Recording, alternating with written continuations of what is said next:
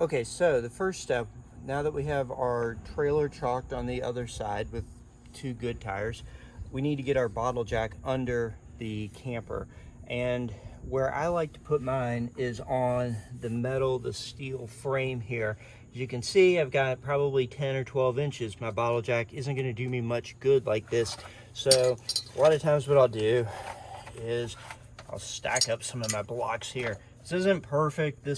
These things will bend, and that just kind of has happened, which is why they're not sitting flush.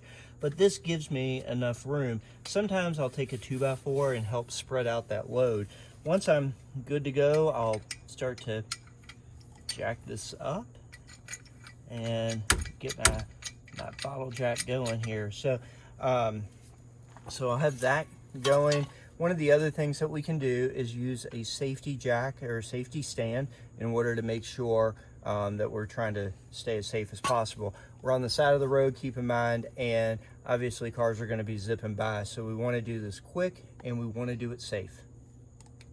All right, now before we have our trailer tire off of the ground, we want to loosen these lug nuts because the ground is going to give us a resistance to really loosen those. Once we get it off the ground, this tire is going to be spinning. So we need to make sure we get these lug nuts off beforehand.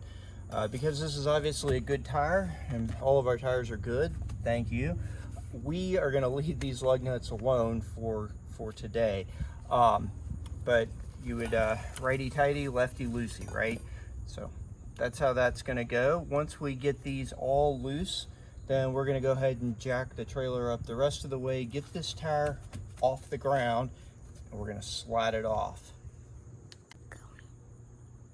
So now we have our tire off, use your imagination, and we have our good spare tire. In our spare tire, we're going to, of course, check the air pressure, make sure we're good there. If we need some more air in it, we're going to hook our little V-air up, and we're going to go ahead and inflate our tire a bit more. Now, once we have our tire ready to mount back onto the wheel, we're gonna get our lug nuts back on there, make sure that we don't cross thread those. We're gonna get them all nice and tight, likely use our four-way tire tool again, just to get everything relatively tight. And then once they're fairly tight, we don't want to crank them down with our tire tool. We want to start using our torque wrench. Now, you need to make sure you look at your manufacturer's specifications for the torque that is appropriate for your camper. Ours, we torque to 90 foot-pounds, and that's the right number. But having a torque wrench is important. If you don't and you're still in a pinch, get those lug nuts on and get yourself to a safe position where you can have somebody who has the proper tools get you to a safe spot with good tires and so forth. So do the best that you can. Always remember that the goal here is to do this safe. If you're not comfortable doing this, you need to call for somebody to come and help you. But if you have a little bit of mechanical skill, you can probably handle this.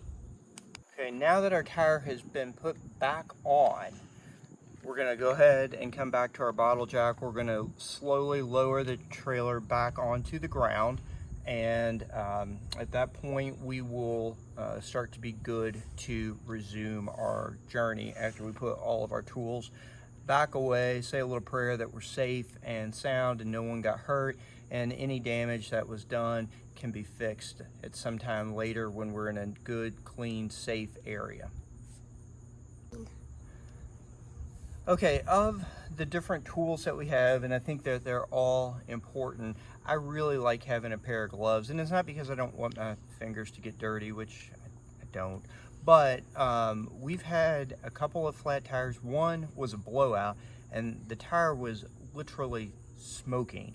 And it was so hot that there's no way I could have touched it with my bare hands. So, and everything around it was super hot too. So having gloves really helped out. Second, don't underestimate how dirty these tires are. They're on the ground, they go through mud, muck, rain, everything. They're picking that up. It's going to get everywhere. So having a pair of gloves is nice. And then, you know, obviously, if you have like a blowout, a tire tread separation, something like that, you're going to be dealing with sharp, jagged pieces of metal around the tire. Having some gloves to help protect your hands is really, really a nice benefit, especially in a situation that otherwise is awful. Hey everybody, thanks for watching this video. Hopefully you found it helpful and makes you feel a little bit more confident about how to change a tire. If you like this video, hit that like button down below. And if you want to see more content like this, hit the subscribe button. We're a small channel, we're working to make it grow. Thanks.